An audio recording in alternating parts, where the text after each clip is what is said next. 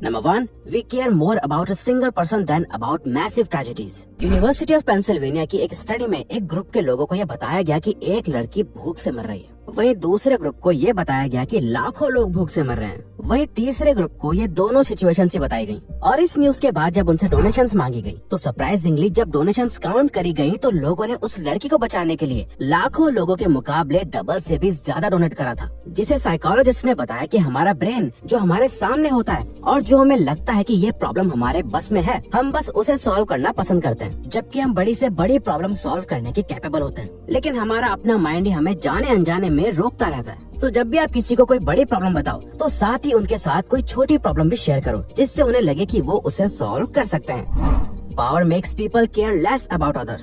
Stanford university के एक famous prison experiment में कॉलेज स्टूडेंट्स को एक फेक प्रिजन में रैंडमली गार्ड्स और प्रिजनर्स के रोल में असाइन करा गया, जिसमें ये देखा गया कि जो स्टूडेंट्स गार्ड्स बने थे वो प्रिजनर्स को हरास करने लगे थे, जबकि वो सभी एक ही क्लास के स्टूडेंट्स थे।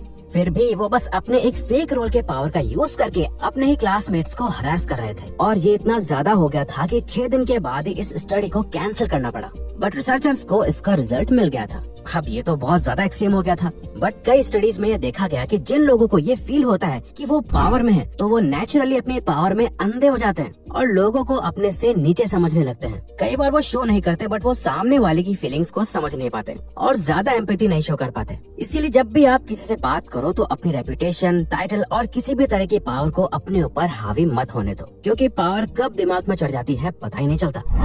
Colour blue can increase productivity. Psychologist कहते हैं कि आपके वर्क स्पेस, रूम या ऑफिस की दीवारों का कलर कैसा है, ये आपकी प्रोडक्टिविटी को बहुत हद तक अफेक्ट कर सकता है। और मॉडर्न साइकोलॉजी के अकॉर्डिंग अगर आप अपने आसपास एक प्रोडक्टिव एनवायरनमेंट क्रिएट करना चाहते हो तो आपको अपने आसपास ब्लू कलर का सबसे ज्यादा यूज करना चाहिए। इनफैक्ट ब्लू और ऑरेंज कलर ना ही आपको ज्यादा प्रोडक्टिव बनाता है, बल्कि आपके मूड और इमोशंस को भी बैलेंस रखता है। क्योंकि जैसे रेड कलर साइकोलॉजिकली हमारे गुस्से और डेंजर को ट्रिगर करता है, वैसे ही ब्लू कलर हमारे ब्रेन में पीस और पॉजिटिव मेंटल एनर्जी को प्रमोट करता है। When one rule seems too strict, we want to break more. Psychology में एक कंसेप्ट है जिसे रिएक्टेंस कहा जाता है, जिसके अकॉर्डिंग जब लोगों को लगता है कि उनकी फ्रीडम उनसे छीनी जा रही है, तो ना ही वो सिर्फ उस रूल को ब्रेक करते हैं, बट उसके साथ ही वो उससे भी ज्यादा रूल ब्रेक करने लग जाते हैं, जिससे कि वो और भी ज्यादा फ्री फील कर पाते हैं। और यही रीजन है कि टीनेज में टीनेजर्स बहुत गलत आदतों में पड़ जाते हैं, क्योंकि जितना ज्यादा उन्हें पेरेंट्स या सोसाइटी के दबाव से दबाया जाता है, उन पे रूल्स एंड रेगुलेशंस लगाए जाते हैं, वो उतना ही ज्यादा उन रूल्स और रिस्ट्रिक्शंस को तोड़ने का ट्राई करते हैं। इसीलिए टीनेजर्स के लिए ये फैक्ट जानना इसलिए जरूरी है ताकि वो पेरेंट्स और सोसाइटी द्वारा किए जाने वाले साइकोलॉजिकल प्रेशर से कुछ ऐसा ना कर दे जिससे वो खुद का ही नुकसान लॉन्ग टर्म में करने लगे।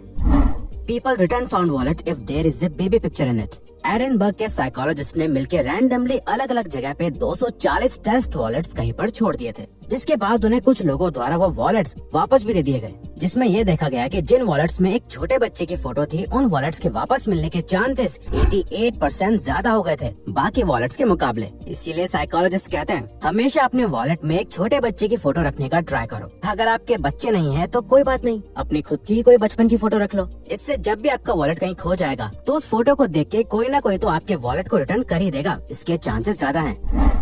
If we have a plan B, our plan A is less likely to work. Life में एक सेकंड बैकअप ऑप्शन रखना अच्छी बात है, बट साइंस के अकॉर्डिंग ये करना हर बार हमारे लिए सही नहीं होता। यूनिवर्सिटी ऑफ पेंसिल्वेनिया में करे गए कई सारे एक्सपेरिमेंट से रिसर्चर्स को ये पता चला कि जो लोग कुछ स्टार्ट करने से पहले अपने बैकअप प्लान के बारे में सोचते हैं, वो हमेशा उन लोगों के कंपैरिजन में खराब ही परफॉर्म करते थे जिनके पास कोई बैकअप प्लान ही नहीं था। साइकोलॉजिस्ट कहते हैं कि अगर आपके ब्रेन को ये लगता है कि आपके पास और भी ऑप्शंस हैं, तो उस काम में सक्सेसफुल होने के चांसेस कम हो जाते हैं, क्योंकि आपका मोटिवेशन लेवल ड्रॉप हो जाता है। We always try to return a favor.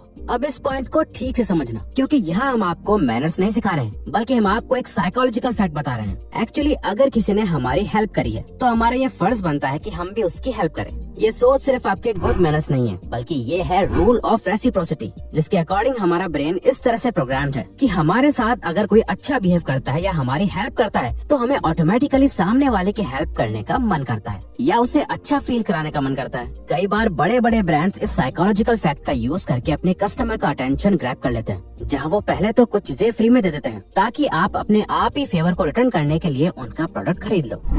You remember things better if you have been tested on them. 2011 की जर्नल ऑफ एजुकेशनल साइकोलॉजी में पब्लिश्ड हुई एक स्टडी के अकॉर्डिंग एक क्लास में एग्जाम से पहले स्टूडेंट्स को अपने नोट्स को 3 बार रिव्यू करने को कहा गया, जहां उन्होंने अच्छे से रिवीजन करा और 3 बार अपने नोट्स को बार बार पढ़ा और उसके बाद उन्होंने अपना फाइनल एग्जाम दिया। जिसके बाद ये पता चला कि उस क्लास में स्टूडेंट्स ने बहुत एवरेज परफॉर्म करा, जहां सभी स्टूडेंट्स का एवरेज स्कोर C+ था। बट वहीं सिमिलर क्लास के स्टूडेंट्स को कहा गया कि वो एग्जाम से पहले 3 मॉक टेस्ट देंगे, जहां उन्हें एग्जाम से पहले कुछ पॉप क्विज़ेस दिए जाएंगे जो उनकी नॉलेज को टेस्ट करेंगे। रिवीजन करने के बजाय उन्होंने 3 मॉक टेस्ट दिए, जिसके बाद इन स्टूडेंट्स का एवरेज स्कोर था A-, जो पहले ग्रुप के स्टूडेंट से बहुत ज्यादा था। जिससे ये पता चला कि अगर आप कुछ याद रखना चाहते हो तो उसका सबसे बेस्ट तरीका है अपना टेस्ट लेते रहो।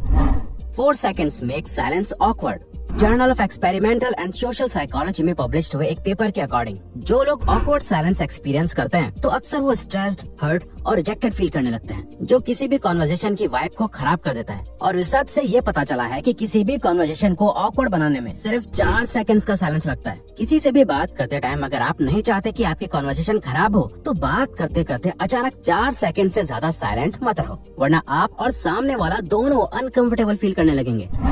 Fear can feel good if you are not really in danger। हर किसी को हॉरर मूवीज देखना पसंद नहीं होता, बट जिन लोगों को ऐसे एक्सपीरियंसेस बहुत पसंद होते हैं जो बाकी लोगों के लिए बहुत डरावने होते हैं, इसके पीछे भी एक साइकोलॉजिकल रीजन है। जब आप एक हॉरर मूवी देख रहे होते हैं या फिर कुछ ऐसा काम कर रहे होते हैं जिसमें आपको डर लगता है, ऐसे टाइम पर आपके ब्रेन को पता होता है कि आप डेंजर में नहीं हो और आपको डरने की जरूरत नहीं है। बट इन एक्सपीरियंसेस से आप अपने ब्रेन को ट्रिक करके adrenaline, endorphins and dopamine hormones को रिलीज कर देते हो, जिससे आपको बहुत अच्छा फील होता है। तभी कुछ लोगों को हॉरर मूवीज देखना बहुत पसंद होता है।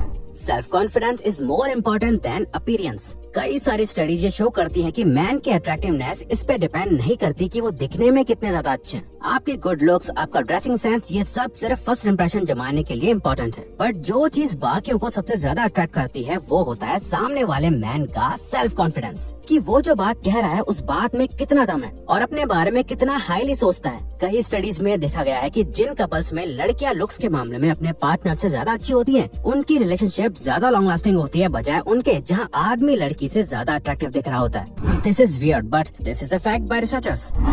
Writing down your thoughts reduces stress. कई सारी स्टडीज ने शो करा है कि अपने ट्रॉमेटिक एक्सपीरियंसेस को लिखने से आपका इमोशनल स्टेट पहले से बेटर हो जाता है। इससे आपका स्ट्रेस कम होता है और आप मेंटली हील होने लगते हो। ऐसा इसलिए होता है क्योंकि आपके साथ जो भी बुरा होता है वो आपके माइंड में हमेशा घूमता रहता है और आपको हर्ट करता रहता है। और हमारे माइंड की एक बात है, आप इसे जितना ज्यादा एक चीज को भुलाने को कहोगे, इससे वही चीज उतना ज्यादा याद आएगी। इसलिए जब आप अपने थॉट्स को लिख देते हो तो आप उसके बारे में अच्छे से सोच पाते हो और खुद को जज कर पाते हो, जिससे धीरे धीरे वो थॉट्स आपको परेशान करना बंद कर देते हैं। इवन दोस्तों, इस चीज को हम खुद भी फॉलो करते हैं जर्नलिंग की मदद से, क्योंकि दिस इज अ फैक्ट कि राइटिंग से आप अपने थॉट्स को क्लियरली देख पाते हो और आपका माइंड थोड़ा लाइट और क्लियर हो जाता है।